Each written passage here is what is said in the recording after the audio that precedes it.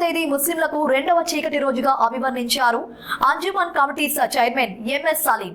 చిత్తూరు జిల్లా పొంగనూరు పట్టణంలో ఏర్పాటు చేసిన మీడియా సమావేశంలో Anjuman committee chairman MS Saleem మాట్లాడుతూ 1992 డిసెంబర్ 6వ తేదీన బాబ్రీ మసీదును కూల్చివేసిన రోజుగా ఒకటవ చీకటి రోజుగా అభివర్ణించిన ఆయన 2025 ఏప్రిల్ 3వ తేదీ వక్ఫ్ బోర్డు సవరణ బిల్లుతో ముస్లింలకు రెండవ చీకటి రోజుగా నిలిచిందన్నారు. ముస్లింలందరూ తెలుగుదేశం ప్రభుత్వం చర్యల్ని తీవ్రంగా ఖండిస్తున్నామని అన్నారు. వక్ఫ్ బోర్డు సవరణ బిల్లుకు కూటమి ప్రభుత్వం మద్దతు తెలపడం శోచనీయమని పేర్కొన్నారు. ఈ కార్యక్రమంలో అంజుమ కమిటీ పెద్దలు, వైసీపీ నాయకులు, కార్యకర్తలు తదితరులు పాల్గొన్నారు. ఈ రోజు అనగా ఏప్రిల్ 3వ తారీఖున రోజు భారతదేశ ముస్లిం సోదరులకి రెండవ చీకటి రోజు.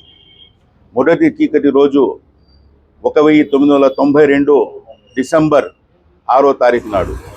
ఆ రోజు భారతదేశంలో ఒక్క మసీదుని భారతదేశ ప్రభుత్వం, ఆ రోజు కాంగ్రెస్ ప్రభుత్వం ఉంది, వారి సాక్షిగా బీజేపీ వారు బాబ్రీ మసీద్ని కూలదోశారు. రెండవసారి ఈరోజు పార్లమెంట్ సాక్షిగా, అంటే 2025 సంవత్సరం ఏప్రిల్ 3వ తారీఖు రోజు పార్లమెంట్ సాక్షిగా మరోసారి ముస్లిం సోదరులకి చీకటి రోజు అని నేను పత్రికాముఖంగా తెలియజేస్తున్నాను. ఎందుకంటే ఆ రోజు ఒక్క మసీద్నే కూలదోశారు. ఈ రోజు భారతదేశంలోని కొన్ని లక్షల మసీదులు, దర్గాలు, ఖబ్రస్థాన్లు, ప్రతి ఒక్క ముస్లిం ప్రాపర్టీని కూలదోయడానికి జరిగిన పన్నాగంలో ఒక భాగమే నిన్న పార్లమెంట్ సాక్షిగా ఈ వక్ఫ్ బోర్డు బిల్ని తీసుకొచ్చి ఆమోదింపజేయడమైనది. దీనికి సహకరించిన సెక్యులర్ పార్టీలైన తెలుగుదేశం పార్టీ, నితీష్ కుమార్ పార్టీ, మరి యొక్క చిరాగ్ పాస్వాన్ యొక్క పార్టీ, వీరందరూ దీనికి సమర్థించిన వారు.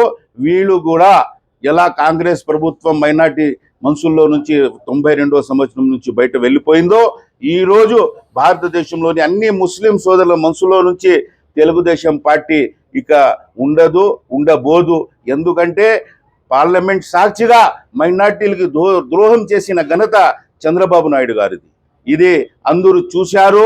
ఏ విధంగా పన్నాగం పన్ని ఈరోజు ముస్లిం సోదరుల యొక్క వక్ఫ్ ఆస్తులని దౌర్జంగా తీసుకోదలుచుకున్నారు. వక్ఫ్ అంటే మనము దానం చేయడం. దానం చేసిన ఆస్తుల మీద కూడా ఈరోజు భారతదేశ ప్రభుత్వం కన్ను వేసి కబ్జా చేయాలని చూస్తున్న ఈ పరిస్థితి ఎక్కడ ప్రపంచ దేశాల్లో లేదు. ఇంత నీచ స్థితికి దిగజారిన ఈ భారత ప్రభుత్వం, బీజేపీ ప్రభుత్వం, దానికి సహకరించిన తెలుగుదేశం ప్రభుత్వం, అలాగే నితీష్ కుమార్ ప్రభుత్వం, అలాగే చిరాగ్ పాస్వాన్ ప్రభుత్వం, వీళ్ళందరూ కూడా కాలగర్భంలో కలిసిపోతారు, మట్టిలో కలిసిపోతారు.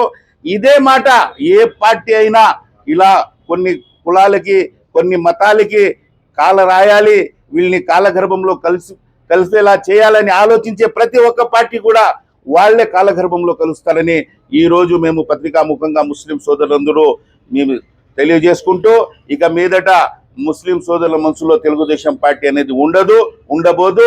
ఇది సెక్యులర్ పార్టీ కాదు, ఇది పక్కా మతతత్వ పార్టీ అని ఈరోజు నిన్న పార్లమెంట్ సాక్షిగా చంద్రబాబు గారు తమ యొక్క వాదన వినిపించి, దానికి నిదర్శనంగా ఈరోజు ముస్లింకి వ్యతిరేకంగా బిల్లును ఆమోదింపజేయడంలో పూర్తి సహకారం 16 ఎంపీలతో, రాజ్యసభ సభ్యులతో మన చంద్రబాబు గారు చాలా చాలా ముఖ్యమైన పాత్ర పోషించి ఈరోజు ముస్లిం సోదరుల మనసుల్లో ఆయన నిలిచిపోయారు. ఈ చీకటి రోజులో ఆయన లిఖింపజేసుకున్నారు. ఇక నాకు ముస్లిం సోదరులు అవసరం లేదు, మైనార్టీస్తో నాకు పని లేదు, నా దగ్గర ఉండే మైనార్టీస్ కూడా మీరు వెంటనే వెళ్ళిపోండి, మీతో అవసరం లేదు. 14 నుంచి 19 వరకు ఆ రోజు కూడా ఆయన ఒక మంత్రి పదవి కూడా ఇవ్వలేదు. ఈ రోజు మంత్రి పదవి ఇచ్చి ఈరోజు ముస్లింని టోటల్ గా కొలాప్స్ చేయాలి, వాళ్ళని నాశనం చేయాలనే ఉద్దేశంతో ముందుకు వస్తున్నారు. కాబట్టి మేమందరూ తెలుగుదేశం ప్రభుత్వాన్ని ఖండిస్తున్నాం. వెంటనే తెలుగుదేశం ప్రభుత్వంలో ఉన్న ముస్లిం సోదరులందరూ అక్కడ రాజీనామాలు చేసి బయటికి రావాలని మేమందరూ ముస్లిం సోదరులను కోరుకుంటూ మేము మీ ద్వారా తెలియజేసుకుంటున్నాం. మాకు మీ అవకాశం ఇచ్చినందుకు మీకు అందరికీ ధన్యవాదాలు తెలుపుకుంటున్నాం.